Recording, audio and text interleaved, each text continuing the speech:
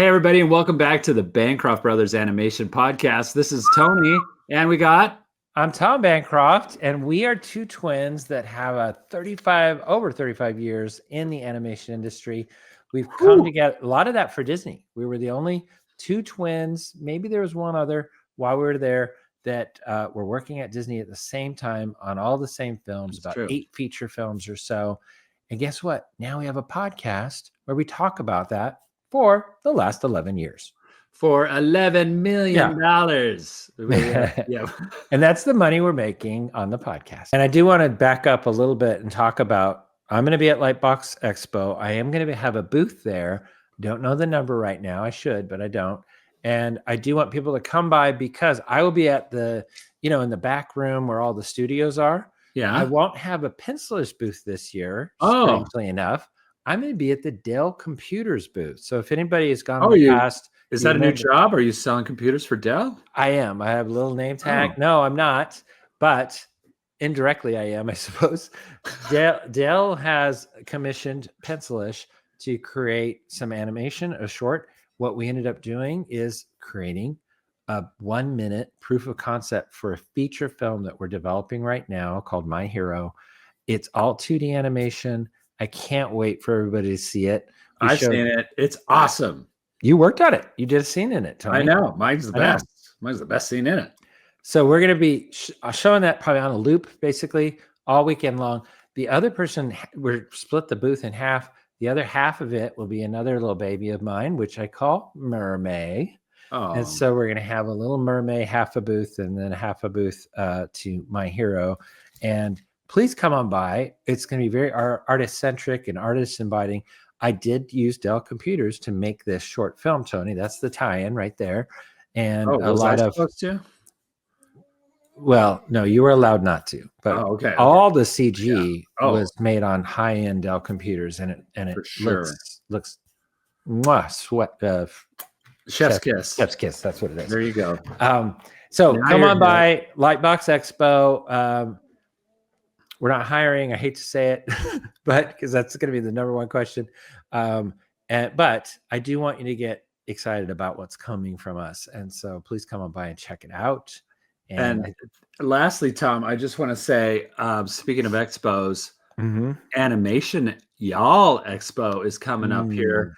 Yes, April 10th through the 12th of next year. It'll be arriving here in Nashville, sealed up in a little package with a bow on it. You pop open the bow and you get an experience for a whole weekend of meeting some of your favorite exhibitors, artists, studios, all from all over the world, but mostly the Nashville area and the South. And they're going to be showing up and they're going to be showing out how cool they are and how you could be part of this animation industry too. So if you're a student, if you're new into the industry, or you're a veteran and a pro that's been in it for like a god awful long time, like Tom and I, a depressingly long time, then you're going to want to be at Animation You All and make those connections, Tom.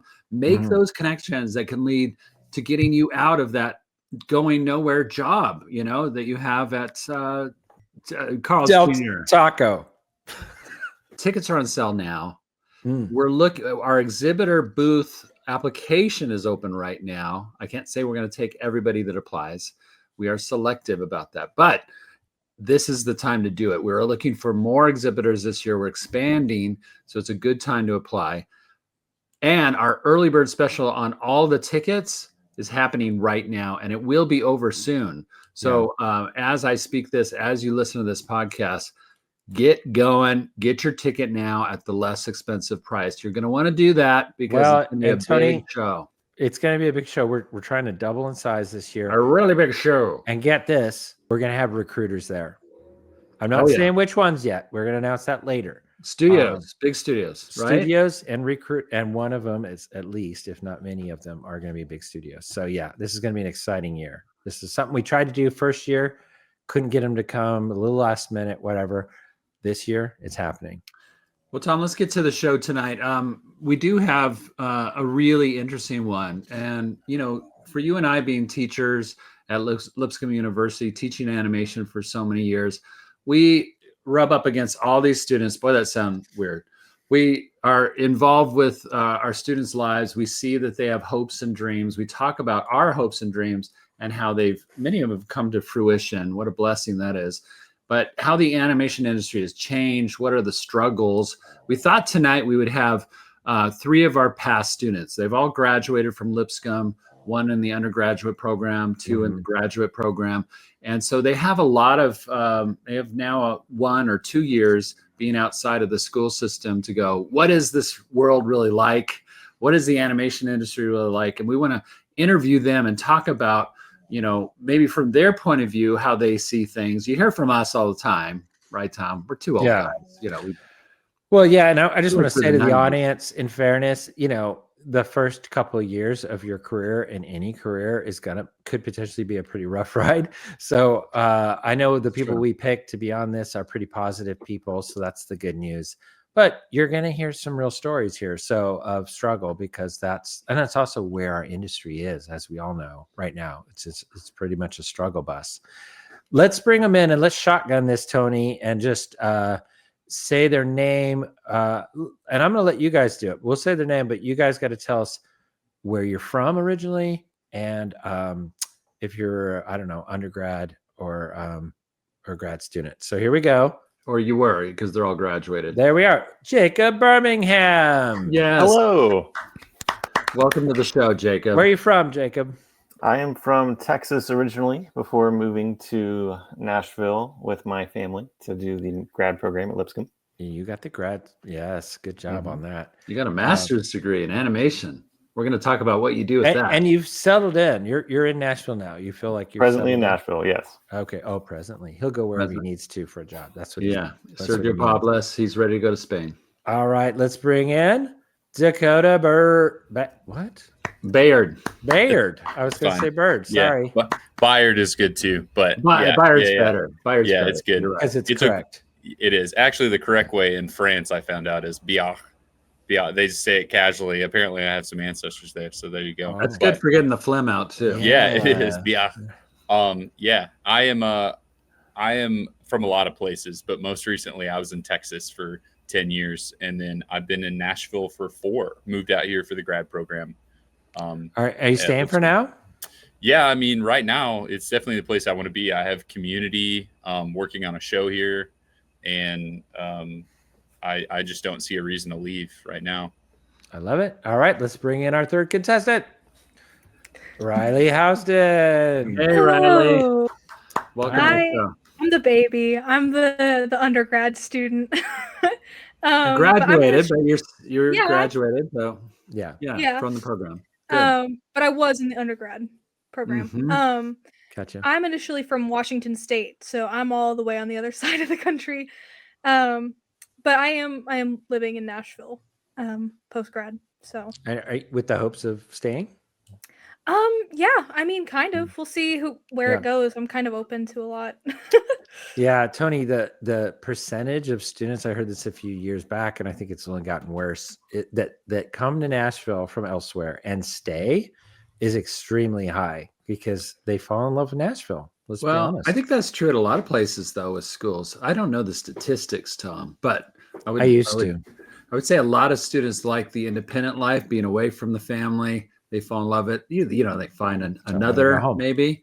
Let's go into this because this is exciting to have. And I gotta say, first of all, Riley, I hear you're a longtime listener of the podcast. What were you like, just out of the womb or something when you started listening? Yeah, pretty much. I was I remember listening to it a lot starting when I was 16, and I would be staying up late working on my own like animated projects and stuff, and it was a big source of inspiration for me. I loved listening to it, so I'm excited to be here. I love hearing that. Thank you for being a longtime listener. By the way, we were about 55 when you were 6. No. But I wanted Lipscomb to hear that because basically, can you say that maybe you might have heard on the podcast about Lipscomb? Is that kind of how you found it? I think so. If I remember correctly, that is how I found out about it, and that's what really solidified that was the school I wanted to go to. Why aren't they sponsoring? They should be sponsoring. Jacob, anybody else? Dakota? No, wasn't. I used to listen to you guys as you were my top podcast to listen to Until there were a couple of Joe other Rogan. podcasts, but yeah. Joe Rogan came about. And then, no, it was like motion graphic stuff. But Yeah. you guys were the animators talking about animation, and How then cool's that? I got to meet y'all at CTNX a couple of times, Mhm. and but it was your announcement that Tony was going to be moving to start the master's program, which is how I heard about it. And Nice. and then and we you said, came to visit. if Tony's going to be involved, I got to get a part of that. Well, it was more like I already had an undergrad, so if I was going to learn from Disney animators, this was Right. the shot. He wasn't interested in the undergrad, Tony. This is a great topic. This is a great start to our topic for tonight. So you guys you're highly educated. Master's degrees in animation, undergraduate degrees and a BFA in animation.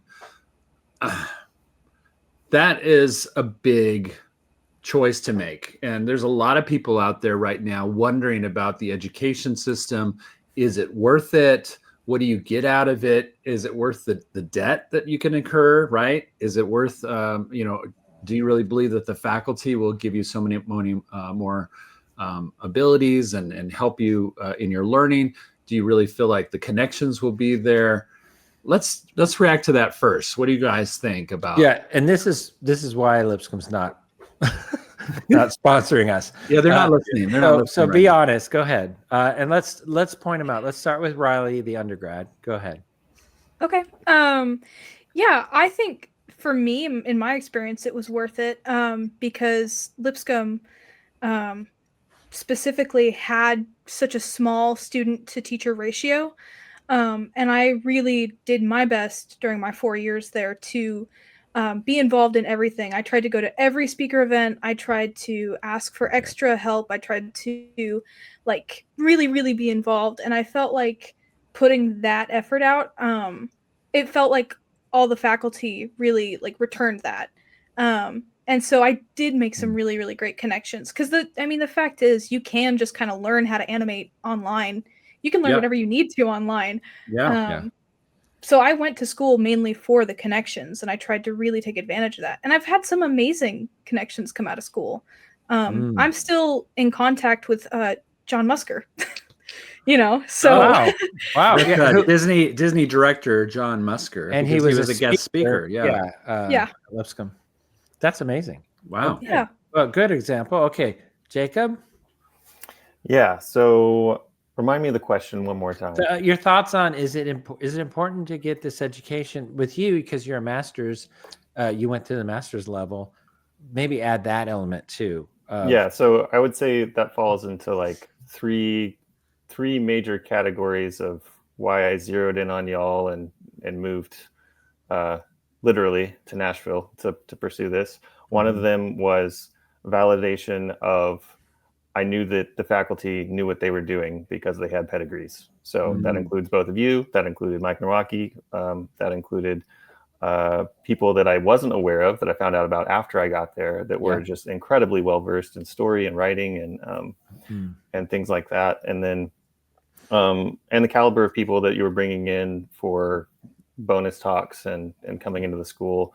And the people that you would bring in for Lightbox networking trips. I mean, you all immersed us in talent and skills. And so I didn't necessarily know that all of that was going to be there, but I saw the inklings that all of that was going to be there. But that was just the first point, because the second point was that it was affordable.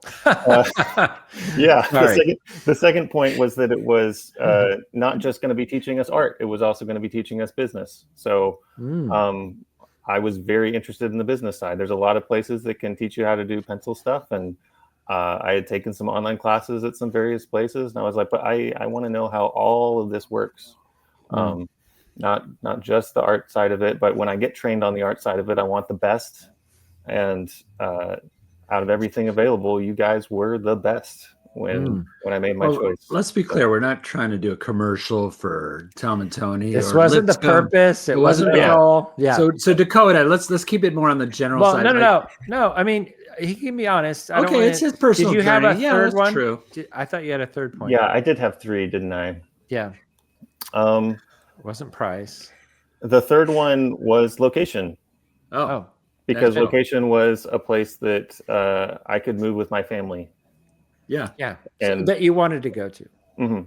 Yeah. Meaning, was it affordable? Because I don't think it was, but I mean, it better was than some. financial was a consideration, but I'm probably a unique student in that capacity. So, did you feel that? Well, and I know I'm trying to remember how it all worked, Jacob.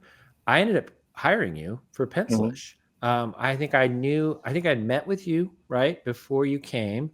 You were kind of like Riley. You were a go-getter that was going out of his way to kind of like, this is why I'm coming. You were very goal oriented. And I'm saying some of this because I want our listeners to hear the list that you just gave off. You don't have to go to Lipscomb, but man, that list was a powerful list that they should all be thinking about no matter where they go. But on top of that, like Riley said, you're a super student, right? You're coming in with a mission, a goal, and I'm going to get what I want out of this school that, and not because my parents aren't paying for it, I'm guessing, right, Jacob? that was the initial plan. Yeah. Yeah. So, thank you for saying all that. I had a question there, but now I've forgotten it. So, let's go on to Dakota. Let's go on to Dakota here because, one of the things that is unique about all three of you guys as guests and past students, you're all go-getters. I know I've had you all in my classroom. You were all the ones that were like seeking the answer, asking the questions, going after that education. Riley had such a good point about it's the people that what makes college worth it in a lot of ways, I think. I remember this from Tom and I when our days at Cal Arts, which was hugely expensive. But man, the talent was there, the education was there, but you had to kind of go after it, right? Dakota, tell me your feeling about that, but also was it worth it for you? Did you feel like the value was worth it, the college experience? Yeah, I think that one of my main things is knowing knowing what you want. Like we had ample opportunity to figure out some things that we like to dabble in. Like I do a lot of stuff as a generalist now that I wasn't seeking whenever I came to you guys. But I did want to split hairs because we're talking about higher education in art. And I did want to talk about the difference between going to a quote unquote art school where they're literally charging 18-year-old kids $50,000 a semester and saying, we're going to get you a job. And maybe they accept some of the lower tier kids that aren't accessing those jobs immediately. Yeah, because they want the money. Yes. They want the money and they're walking out with $200,000 in debt, right? Woo! Like that's different than we're talking also about our education was through, Riley's is different, but mine and Jacob's was a master's program, 60 hours, which is not what it is now for anyone listening, but 60 hours for a private school education, right? At a small school, which is different than what state universities are offering, where there's also a lot more opportunities for scholarships and things like that. So they all have their perks. For myself, though, I mean, we came in and one of the main things that, at the time Tom was really fostering in is, do you have an idea that you would like to develop, pitch, and sell? Right. Mm-hmm. And so I came in with something that was burdening my heart that I was like, I want to make this. I want to sell it. I want it to be real. I don't care which one of those categories, but that everything was built around that. So as opposed to coming in and being like, all you're going to do for 6 semesters is, get pencil mileage and animate every day. It was actually, I took 7 writing classes while I was there. I took a producing class. I at least got to sit in on the business class for a little bit, took a directing class. So it was like really helping me foster in to develop my project into a full pitch package. And it also was putting me in a deep fryer that I wouldn't have done myself. Like I wouldn't have sat at home and been like, what I'm saying? The fear of failure with a educational system for us that was a private school. There's also plenty of stuff online, Animation Mentor, those guys like where you pay money and they say, hey, you put your money on the line, you need to turn this assignment in. That drove me, right? I signed up for someone to basically yell at me and make sure that I was on the right track to deliver my stuff on time. Yeah. And let's face it, artists need that. I mean, how many of us are procrastinators? Come on. Yeah. It's accountability though, right? Yeah, nothing helps you create really good stuff like a deadline, like just strictly. Right. It helps dispel perfectionism. So and it is the real world. Honestly, everything has a deadline. So Yeah. Tom, is that your belly gurgling or is that your dog snoring? There's a dog snoring in the background, guys. Oh my gosh. Can you hear it? Yeah. I'm sorry. It sounds so bad.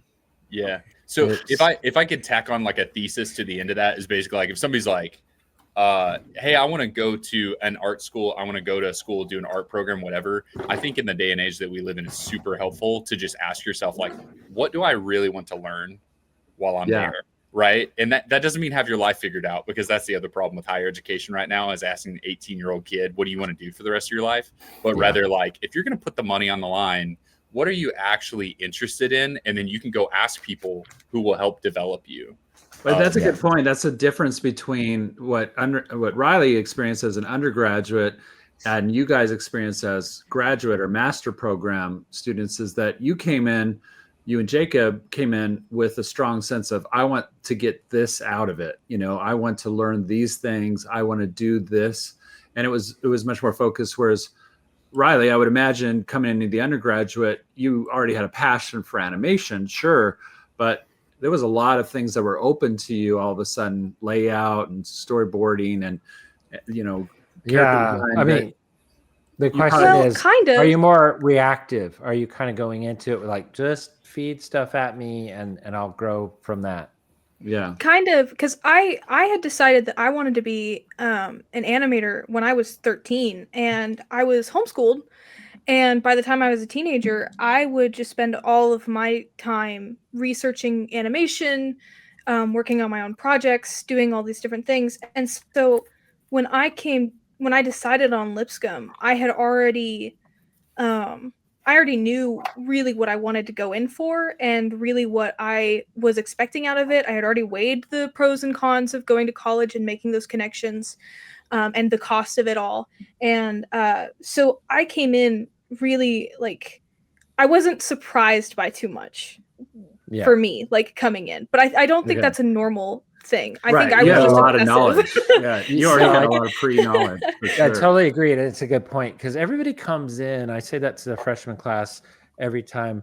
It's been a few years since I taught the freshmen, but I'm about to go back to it a little bit. But everybody comes in at a different level. You do have to, we have a portfolio process. There is a leveling up to some degree. We're not taking everybody by any means, but some have, like you, Riley, super experience, right? And then others are like, I've never animated before. I just know how to draw. And we're starting from the get-go, to the bouncing ball. So that now, Jacob and Dakota, I want you to speak to that just a little bit, which is, you both came from undergrads that were not animation. They were, I think, Jacob, graphic design, I'm guessing, and Dakota, motion graphics, or was it graphic design? Yeah, my undergrad was in business, actually. I was a self-taught graphic design illustrator, motion designer. That's how I stumbled into animation. But yeah, my background was business. Oh, okay. But yeah, I chose my school for graphic design. It was a competitive graphic design program. Didn't make it through the interview process for their selective 20 students, and ended up in film and media arts in the basement, working with Bolex cameras and animating that way. That's funny.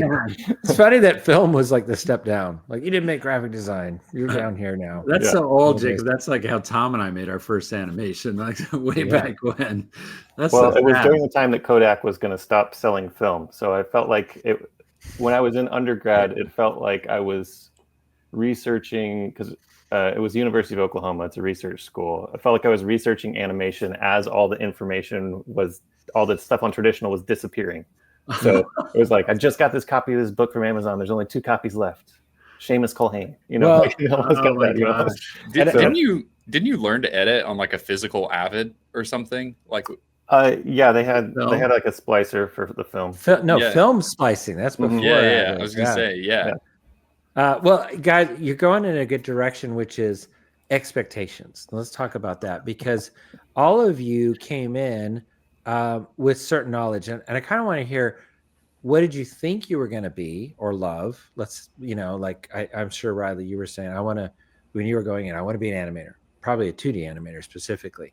And did you come out after that saying, nope, this is where I want to go? So let's hear that. And we'll go back to Riley. expectations going in and then coming out, and where you kind of want to go now in this, what direction? Yeah. When I came in, I was super in love with three things, which was character design, storyboarding, and 2D animation. I still love 2D animation. And honestly, We'd that love didn't you change too, much. Riley. Yeah. I came out and was like, yeah, that's still what I you're want to still do. the same I like person. doing that Yeah, a lot. I mean, out of So, those three, would you pick one over? Which one would you pick if you kind of had to? I guess. Probably storyboarding, actually. Yeah. I've been I really like cinematography. I really love kind of getting to make the acting decisions and the camera decisions. I like being in charge. I like being the boss. Yeah. You like being a Future director. Yeah, she's a Yeah. future. I get that. All right, then let's jump over to Jacob. What you came in thinking you wanted to do, and then did it change?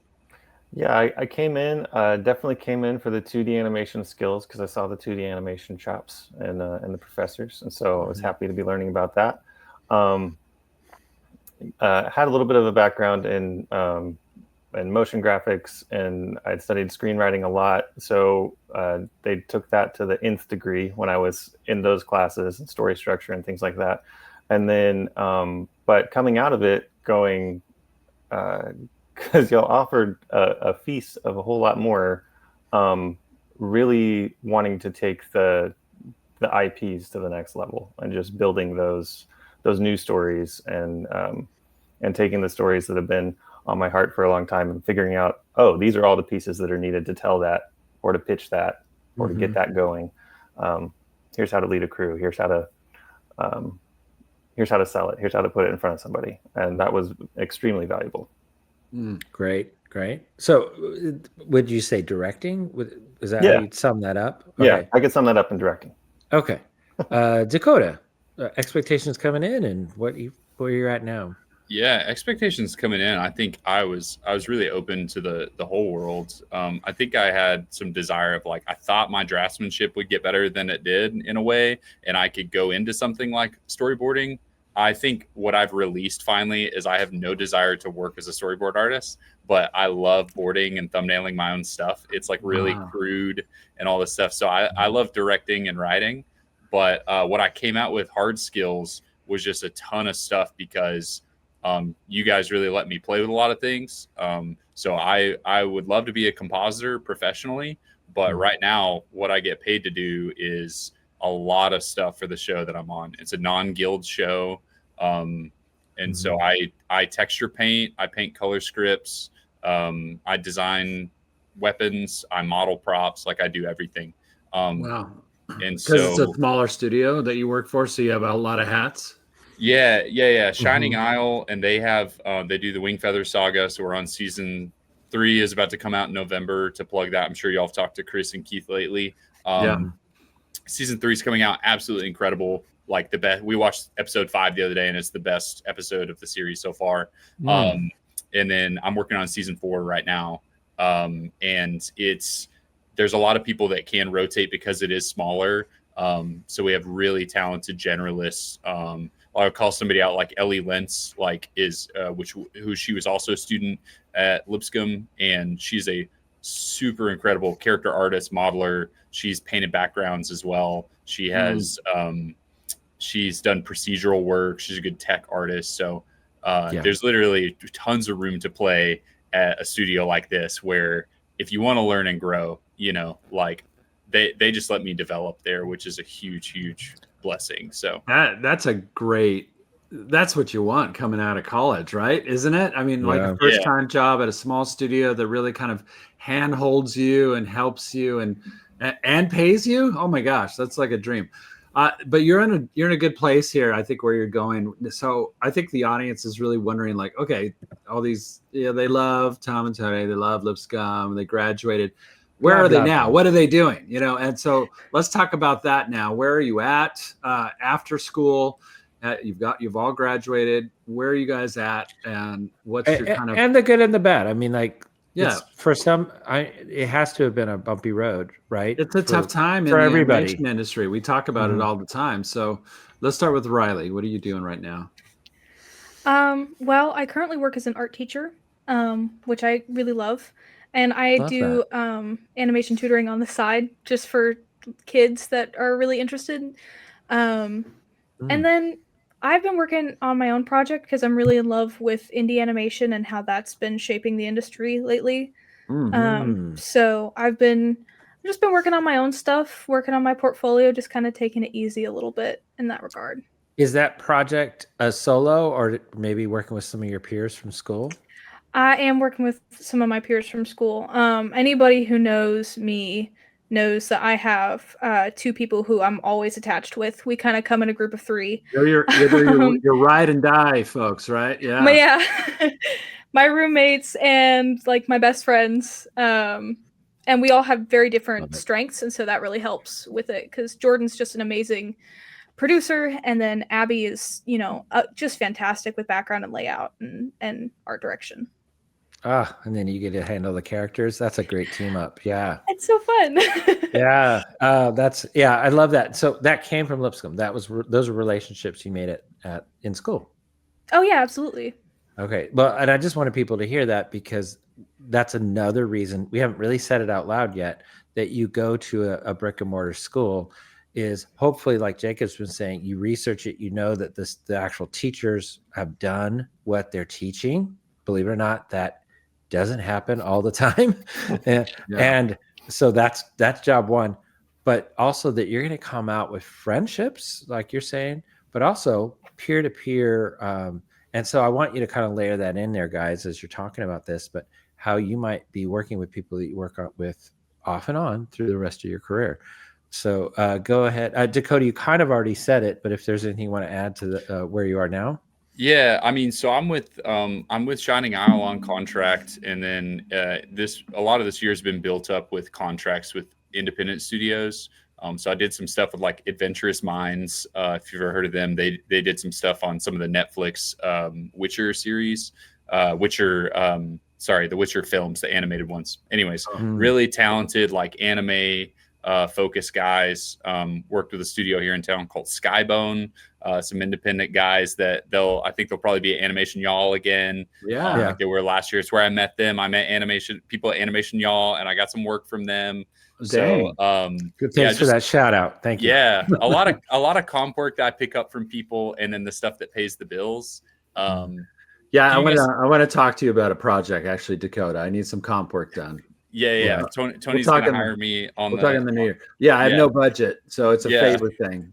Guys, Tony Bancroft pays people in exposure. Let that go down. Hey, and hold on, he strengthens your portfolio. Yeah, no, he is. Yeah, your name's going to be in the credits, right? Why is that? What's wrong with that? And then lastly, I'm also in a way like going. I mean, I'm pursuing indie as well. So two shows right now. One I developed with the help of the Bancrofts, with Mike Naraki, all those people at Lipscomb. And that is more like I'm still trying to pitch that. I actually got some official casting done for my main character, which is actually who I wrote when I was writing the series. I said, I want this person to play my main character. And he is now officially attached to play my main character. Wow. So we'll talk about that on another day. I'm not going to drop this on here because I think that could get me in hot water. But other than that, have another one where I am doing everything. So the only thing, Braden Rogel, who's an incredible character designer from Lipscomb. A Rogel. I always called her Rogel. Yeah. Well, I never know anymore. Now that you said that, I probably just said that wrong. Braden Rogel. One of us did. One of us did. She is an incredible character designer. So she designed my main characters, and then I'm doing full like moho rigging. I'm breaking into the moho world, and I'm going to animate like that, and then paint the backgrounds, and I'm also going to be voicing the characters as well. Just going to see where indie takes us all, I guess. Go getters. That's what we're hearing. Okay, Jacob. He didn't mention a peer project that you guys worked on together, so I'm hoping you're going to fill that gap and talk about it. But go ahead, Jacob. You must be talking about The Legend of Bill. I am. The short film about one tough underduck with a champion heart of gold.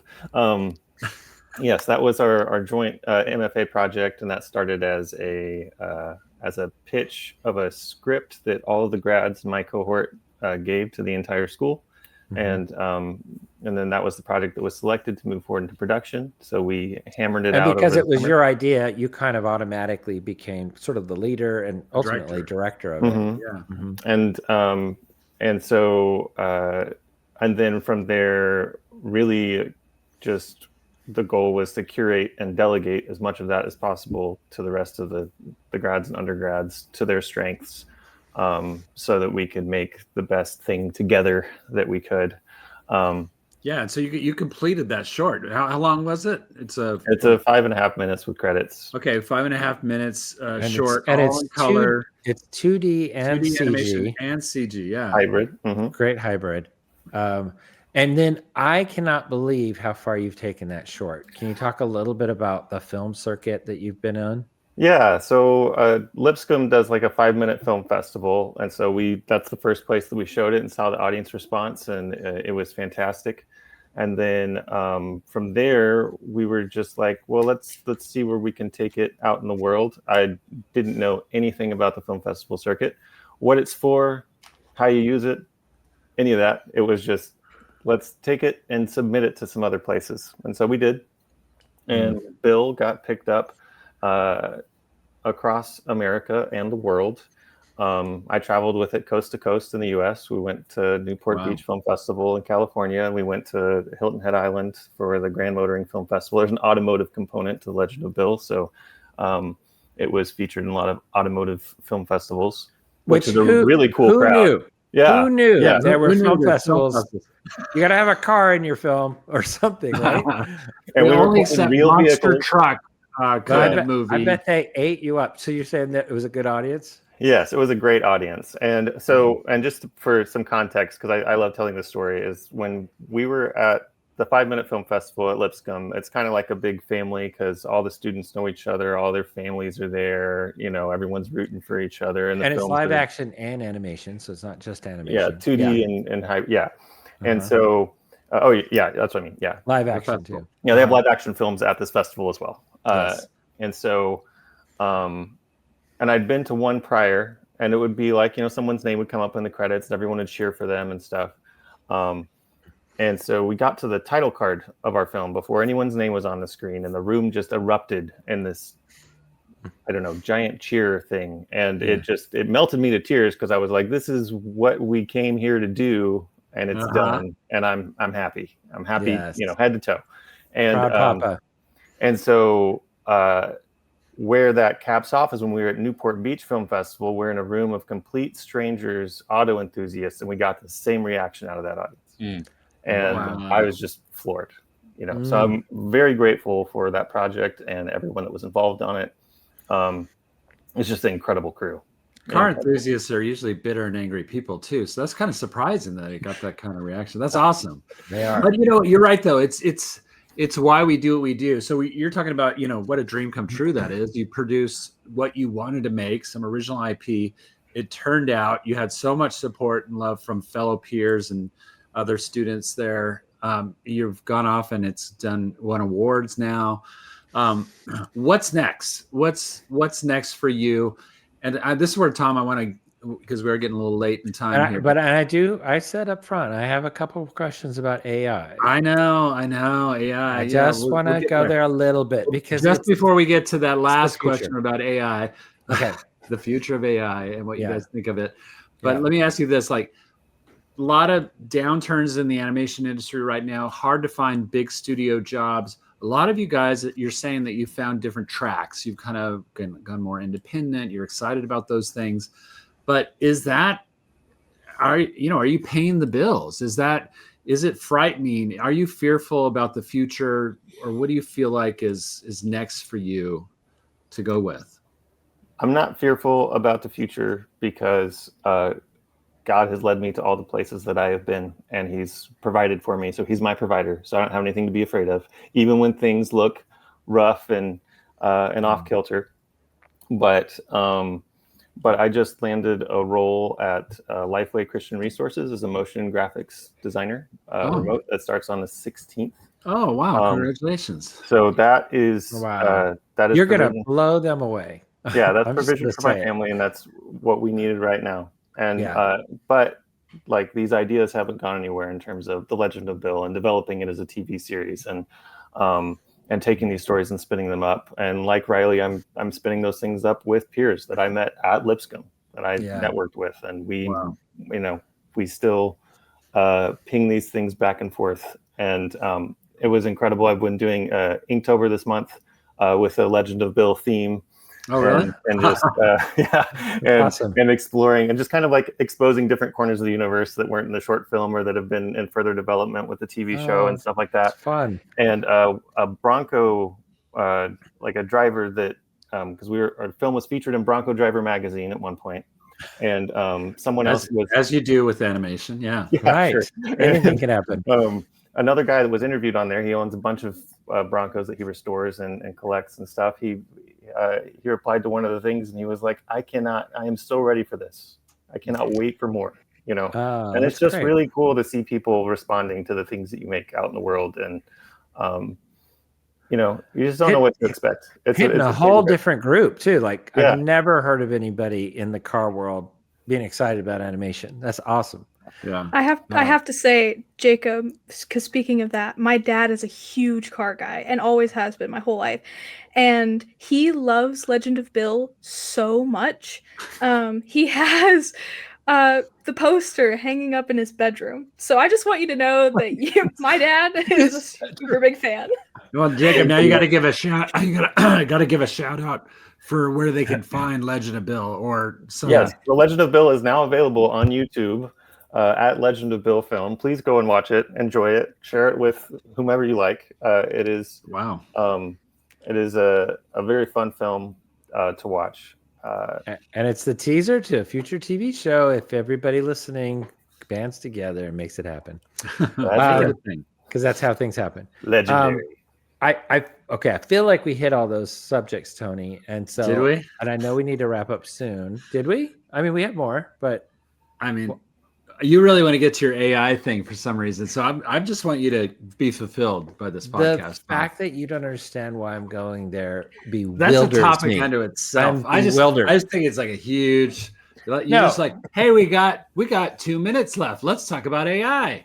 Tony, can I do this? Okay, so I'm going to frame this.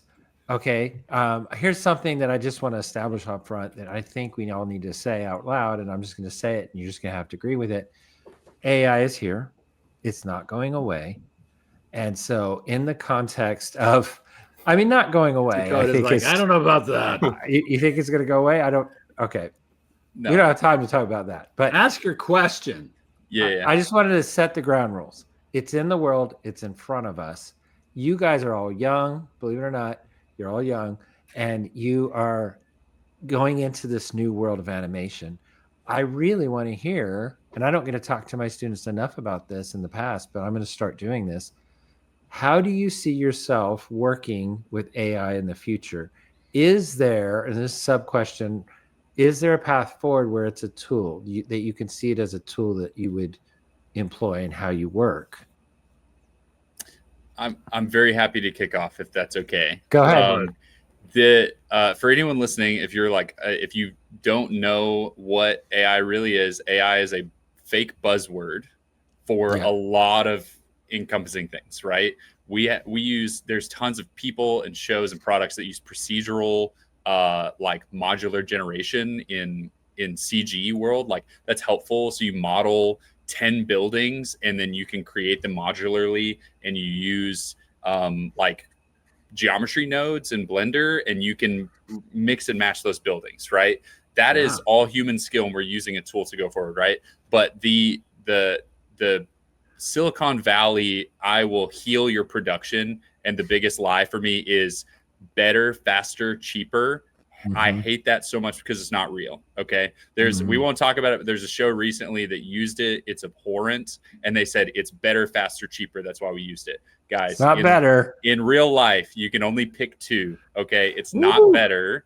But I will say, like, Dakota's taking us to church right now. Sorry, man. I don't know if we're in church or if he is teaching the teachers. Go for it, buddy. So like ZBrush is a great example. This is a language learning model.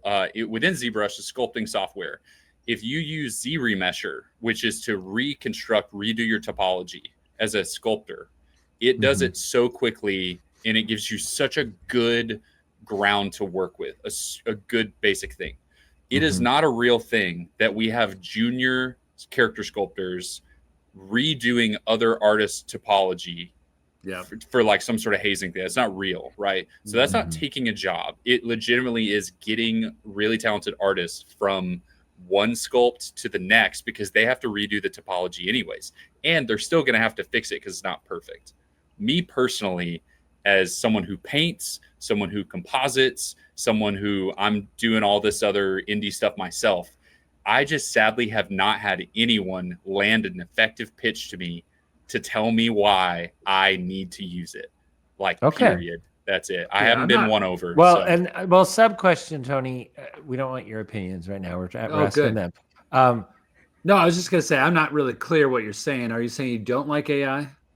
Yeah. Sorry. If I need to, guys, I love it. No. I'm like, man, whatever is being pitched to us as this big bubble AI, right? Whatever is being pitched, all animated films are going to be made with it. No, it's not, right? That's not real. But if you have a little bitty, a tool that comes up, which we keep saying AI tools, all the things that we actually need have been around for a while. They didn't come with the big exodus. But AI generated content is not the future.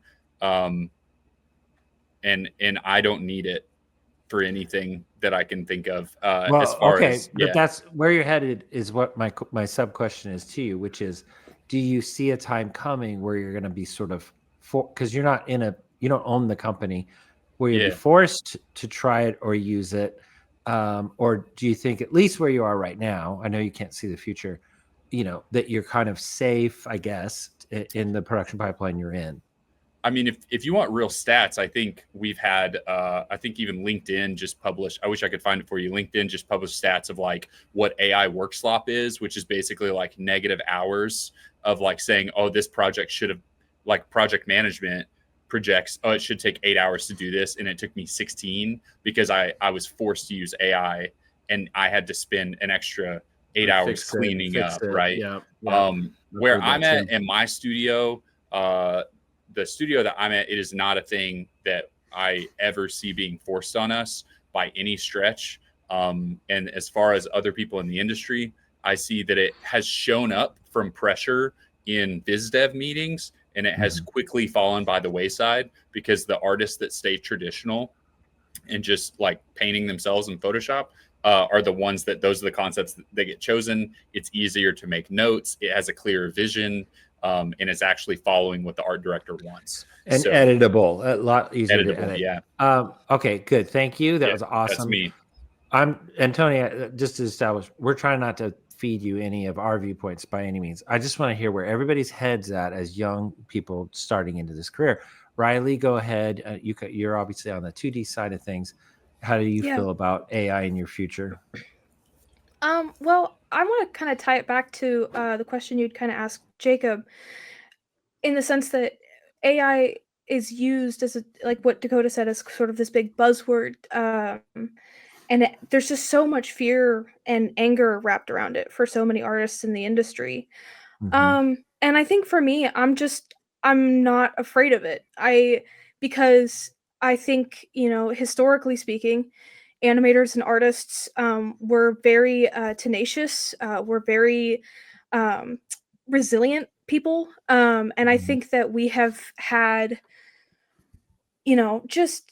there's always somebody who's trying to step on us or undercut us, the concept of being underworked or underpaid, overworked, etc. That's not new. And there's just new ways of doing that. And I think that, so like when Jeffrey Katzenberg talked about how AI was going to diminish how many people needed to work on an animated film, which was just terrible. It was greatly diminished too. It was like only a third of what we're using now or something. And he said it in 5 years it's going to take over, and that was like 3 years ago at least. Right.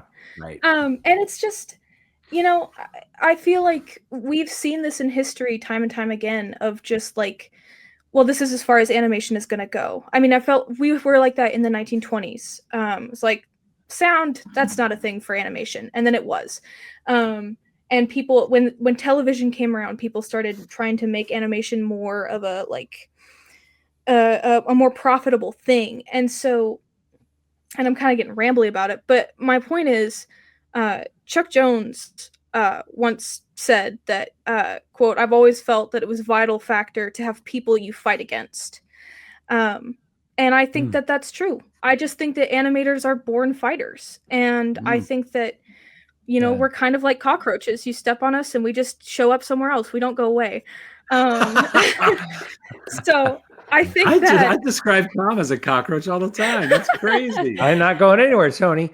Hey, all our listeners right now, if you're in your car right now, give a honk for Riley if you agree with her. Let's that's go. Honk, honk. Yeah, I'm there. Thank you, Riley. I'm just not afraid. Yeah, good. Man, I love that. So you're saying, I don't know if I'm super pro. You're probably more on the negative, but you're basically. I'm definitely saying, against it. I'm just saying. I think it's another tool to kind of diminish artists. Yes. Because if you're gonna to make art, you have to make a statement. And AI, the way that they want to use it, does not make creative original statements. It just regurgitates stuff that's already been. So it's not, in my eyes, it's just not real art. It doesn't even stand up against real artists. So it can't replace it. Okay, so you just feel a little bulletproof, which is great. Jacob, I'm going to change that question just a little bit for you, okay? Which is, why don't you like AI? Yeah, what's wrong with you? No. Do you see that there's a way forward that is artist friendly and inclusive with AI? Meaning, is there a way that it can be used that is artist first? Well, I'm going to make some opening remarks and then I'll dive into the question. So the opening remarks would be that the thing that attracted me to this industry in the first place was because I love to draw and I love to tell stories.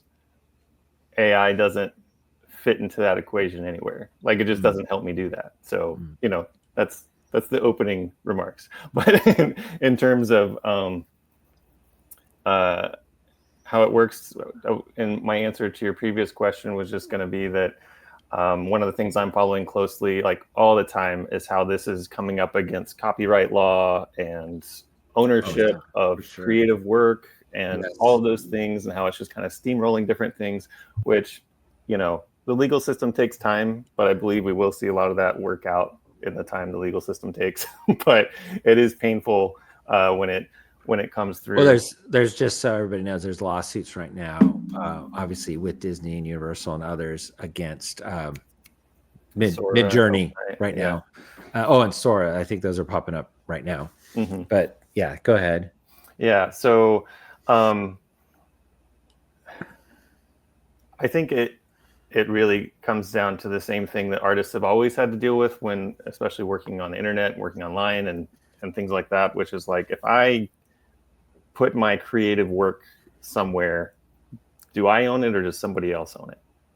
You know, and these companies have come out and basically just openly said, even if you didn't put your work in our stuff, we own it. You know, which is just a very aggressive tactic, and it's not artist friendly. So it also doesn't make us want to work with them. You know, it's just kind of like that's not a policy or even a business partner. Well, or you're like, I'll go back to pencil and paper, and how about we don't work with you at all? Yeah. All right. And so, I mean, like for what AI promises to do, you know, like the dream of what it puts forward, you know, it's like you go back and you watch TV shows where someone has like an assistant robot. It's like a droid, like an R2D2 or a C3PO or something. But there's sort of like a inherent understanding when you're watching a movie from way back when that like C3PO is a closed system and R2D2 is a closed system. And he's not like cloud talking to anybody else. He's just like an independent box. Everything that's on board's on board, and he's assisting, you know. But everything that we're building today is like connected to the cloud, and it's connected to all this other stuff. And like you put something in, it's going to pop up way over there. And it's, you know, it's just like, these are not, it's just kind of like building a castle on sand. Yeah. So, and that's just how I feel about it at the moment. Like it's not something that even feels like safe to engage with at the moment. It's just kind of like it seems like it's hurting a lot of artists in a lot of ways. It's stepping on toes. It's crossing legal boundaries. It's breaking laws. It's doing all kinds of crazy stuff. And it's like, I mean, it's like, do you want to go hang out with a gang tomorrow? Like, no, I'm okay over here with my pencil and paper. That's okay. Yeah. I'm just gonna draw. But like the dream of like, oh, if I were to draw this and something could come along and in between for me, and I wouldn't have to. We talk about so much how like animation, and especially like the tradition of traditional animation, is such a mentorship game. I almost just feel like we would be losing so much, cutting people out of that and not giving them that opportunity to instill those traits into other people. And that's I'm going to speak to that just really briefly. I just heard, I won't name names, but a couple high-end Disney 2D animators, old school 2D animators, that have said, well, because you started, Jacob, with, well, I believe in story, blah, blah. I don't know. And that's never going to take, that shouldn't never have to do. But more on the back end of, I mean, would you be brokenhearted? And this will be to you, Riley, if AI did your in-betweens for you? Because that gets to be pretty, and that's what this statement was like, well, if AI wants to do my in-betweens, I'll give it to it, same with ink and paint, right? Like that gets to be, or cleanup line. Oh, that's killing me. I wouldn't mind that as an animator. So Riley, if let's assume it can make good in-betweens, would you be okay with that? And that might be a big assumption. I wouldn't be, because in-betweens they can be a pain in the neck, but they're so important. And I just wouldn't want to give that to something else. And the cleanup drawings are so important. And it takes incredible cleanup artists to, like Coco, Diana Coco Russell at Lipscomb, who was an amazing cleanup artist. It takes genuine artistry to get these things right. And I think that shows in the final product, every time. Yeah, that's great. These weren't the reactions you were hoping for, I guess, Tom. Tony, I didn't. Hey, just like your question, my questions were not fed for a certain purpose. This is for our audience. I really thank you guys. Ignore what Tony just said, for really kind of opening up about, and that's what this is. You're speaking for a lot of people that are listening to you right now, and I'm sure a lot of them are nodding their heads and agreeing with you guys, and maybe talking out loud on a slightly different, going a different direction in some cases. But honestly, hearing you guys are encompassing where students are right now coming out of school. And that's what the point of this podcast is.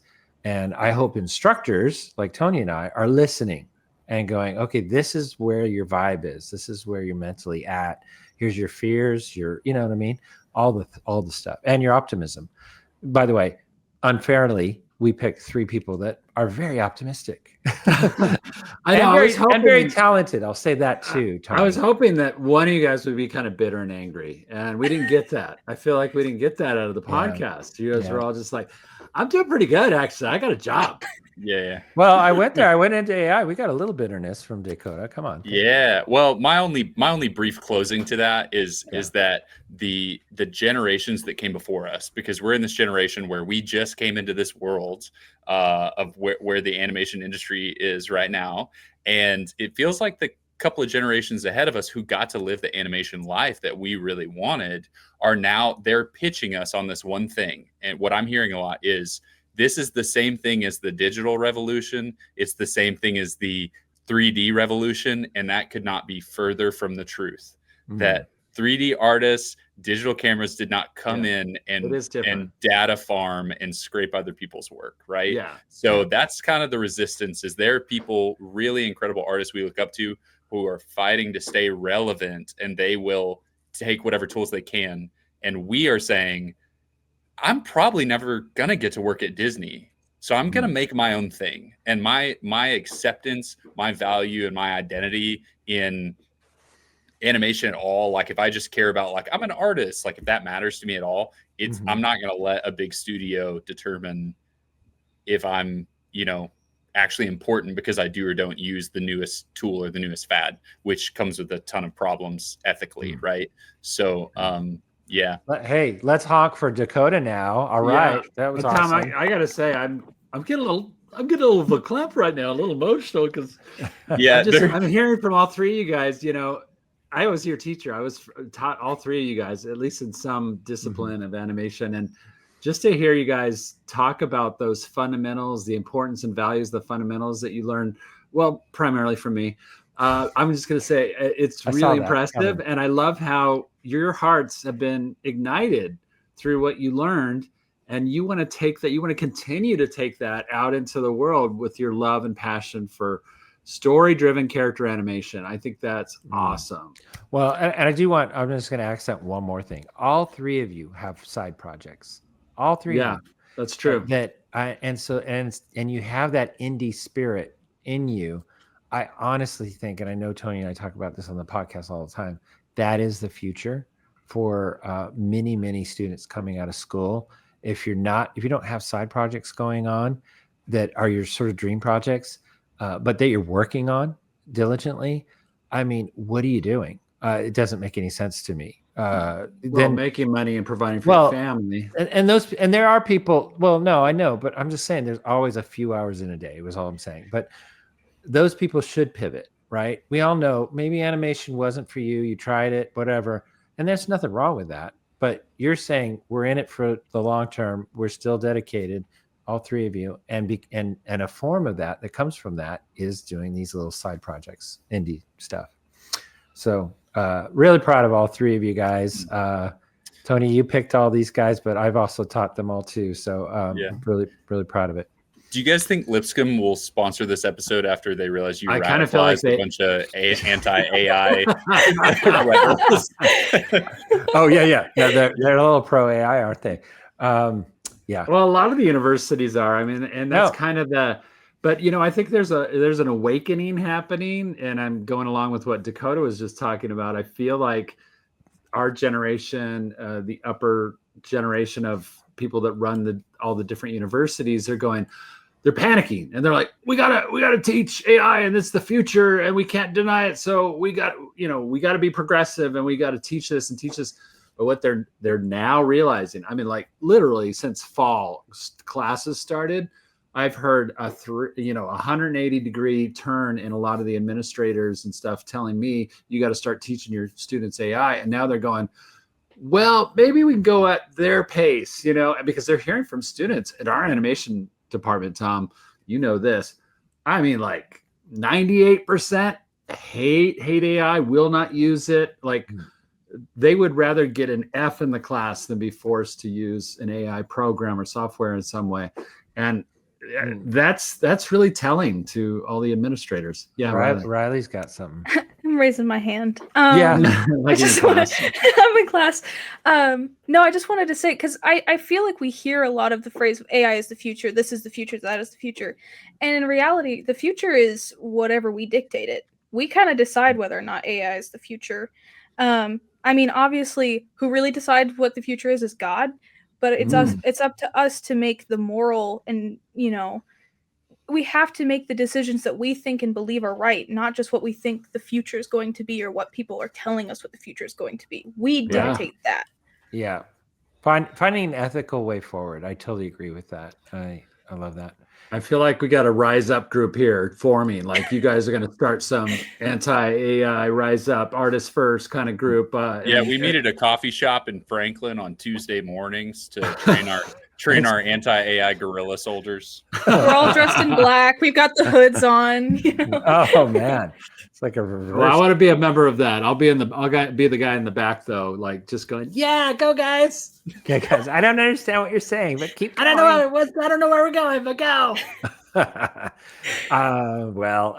And by the way, I'm going to say this, and some people aren't going to like it, but I do think we all need to keep an open mind. And any program, guys, it doesn't control us. We're artists and creatives, and that should be where the line is.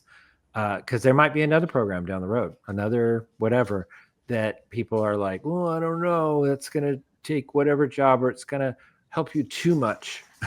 I don't know what that line is, but as long as it's ethically created and you can use it as a tool, and I think that's the word that we need to concentrate on. So I'm just going to admit it right now. I'm down the middle sometimes, because I'm seeing some of what you guys haven't seen yet, which is being used as a tool. And if there's an ethical way to use it as a tool, I don't know. I didn't mean to go into giving an opinion on this, but I also don't want AI debate now. Well, we got into black hoods and writing, so I don't know if we want to go that far. I would like to absolve myself from that part of the conversation. I made no comment. That was Jacob, everybody. Good Jacob, wait, which one? The black hoods or the okay. Guys, we do have to shut this down. This has been amazing. And honestly, we went into this not knowing where this was going to go and all that. And Tony and I didn't even discuss really what. Yeah, you could tell. Be. Yeah, right. I did say I wanted to talk about AI because I do think it's a pertinent topic. You guys all answered honestly, and I love it. So thank you. Well, I know that Tony has a heart out, but you have a ton of listeners. So I think I would be missing an opportunity if I didn't say that, like, everyone listening to this podcast, there are tons of people I've met that just look up to you guys, right? As like, oh, they're some of my favorite animators, like favorite artists, favorite directors, whatever. Jerks. But we're literally three people that like rubbed elbows with you guys, and you created a program, an undergrad and a graduate program that like desperately impacted us, changed the course of our lives forever. And we got to know you as people. And there were plenty of times where I looked at you and I knew that both of you were overloaded, overwhelmed, had way too much on your plate, should not be teaching as many classes or working on the films that you were or whatever. And you were still so kind, approachable, and available. Oh, and see, we can't even give you an A+ for class anymore. You've already graduated. Yeah. So the people that listen to this, they are who they say they are. Like they are legit people who have given up a huge chunk of their lives to bless other people and teach other people, and support them all that you can, please. That's super kind. Thank you. Jacob's going to come in. They don't speak for me on that either. Yeah. No, I was going to second Dakota on that one. Thank you. Well, you guys don't, please. That's great, but thank you. You guys don't have to keep here, going. but I do appreciate that. Dakota. I do want to just kind of summarize and say, if you guys represent the future, the future, and you do, and all of you students that are listening out there right now that are graduating from school and have worked so hard and now are looking at this gaping wide gap of what's next.